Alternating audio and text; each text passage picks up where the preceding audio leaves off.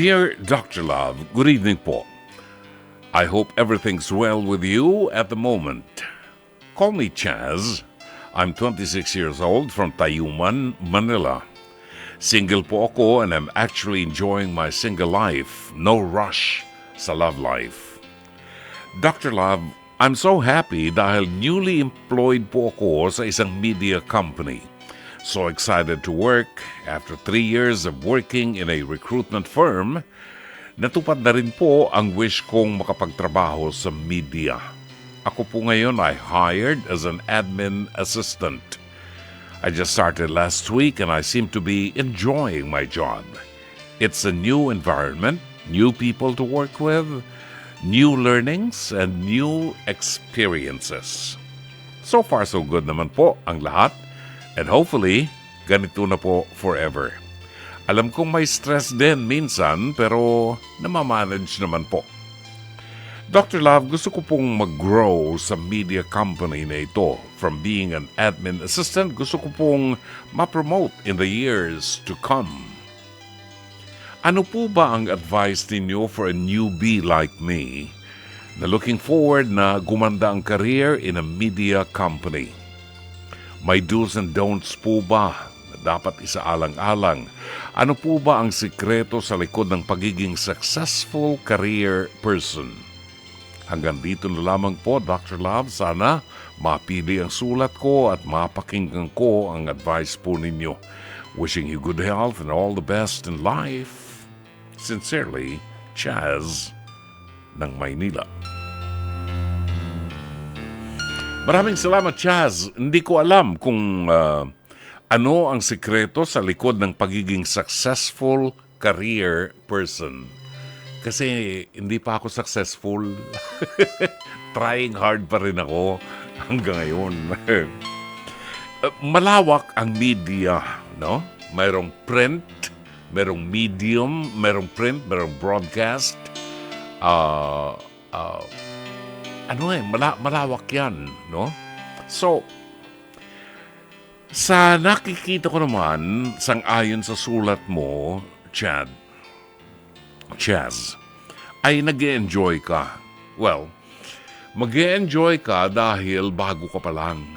Pero I'm telling you, maraming stress, maraming pagkakataon na makakaharap mo na masyadong toxic ang trabaho, very demanding, pero very fulfilling. I can speak to you as a broadcaster. At sa amin kasi, ang talagang pinaka napatatak sa aking isipan from day one ay yung pagiging tapat mo sa mga nakikinig sa'yo. Ang paghatid ng totoong balita, balitang hindi kagaya nung nasa social media na wag hindi lang magkaroon ng followers, no? Yan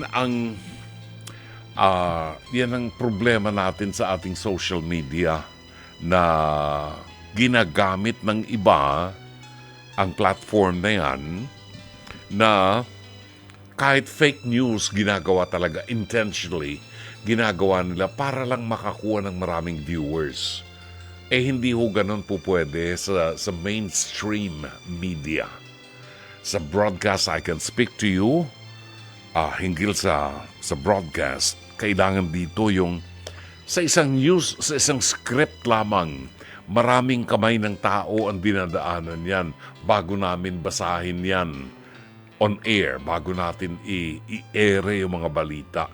Kinakailangan ma-fact check, no? At i-edit pa yan and all those stuff. Matrabaho po. Pero at the end of the day, nakakatuwa pagkatapos mong magampanan ng tungkulin mo na naihatid mo ang isang mabuting balita, naihatid mo ang isang programang alam mong kapaki-pakinabang at pinagtitiwalaan ng tao. Higit sa lahat, Chaz, pinakamaganda yung nagmamahal ka doon sa trabaho mo. Hindi ito isang trabaho lamang, no? Kung maitatanong mo sa mga nakasama ko sa industriya ng pagbabalita, sa industriya ng broadcast, marami sa amin na makapagsasabi sa iyo na yung mga nagtagal sa radyo. Hindi ho kami nagtatrabaho dito sa radyo. Oo, hindi ho kami nagtatrabaho sa radyo. Kami ho ay naglalaro lang. Anong ibig sabihin? We are enjoying every minute of the program. Kapag na-enjoy mo yung trabaho mo, hindi ka na nagtatrabaho, naglalaro ka na lang. You're enjoying every minute of it. Parang kapag nakapag-deliver ka ng isang magandang programa, sabi nga nung aming producer, work and play rolled into one. Parang sandwich yan, nandun na lahat, Pag yung isang sandwich na yan, mayroong veggie, mayroong vegetables, mayroong meat, lahat ang lasa ay masarap. At ito ang inihain mo sa iyong bisita at nagustuhan nila. Sa amin, napakahalaga po noon kapag ikaw ay napagkatiwalaan ng higit na nakararaming nakikinig sa programa mo. Pagpapatunay niyan ang mga achievements ng aming programa, ang achievements ng mga radio and television personalities, mga tinanggap na awards buhat sa iba't ibang award-giving bodies na talagang nirerespeto. Ang lahat ng yan, lahat ng tagumpay na yan sapagkat mahal mo ang trabaho mo. There are times when very toxic ang trabaho, gusto mong umuwi na, pero hindi ka makauwi dahil kailangan tapusin mo yan. Now, isang aral lang siguro na gusto kong iwanan sa iyo. Kailangan maingat ka rin sa pagpili ng mga kaibigan. Hindi po lahat ng mga makakasalamuha mo sa aming industriya, sa media lalo na, ay kaibigan mo.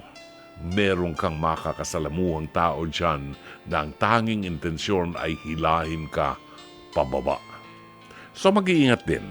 Pero ang pinakamahalaga ay matutuhan mo na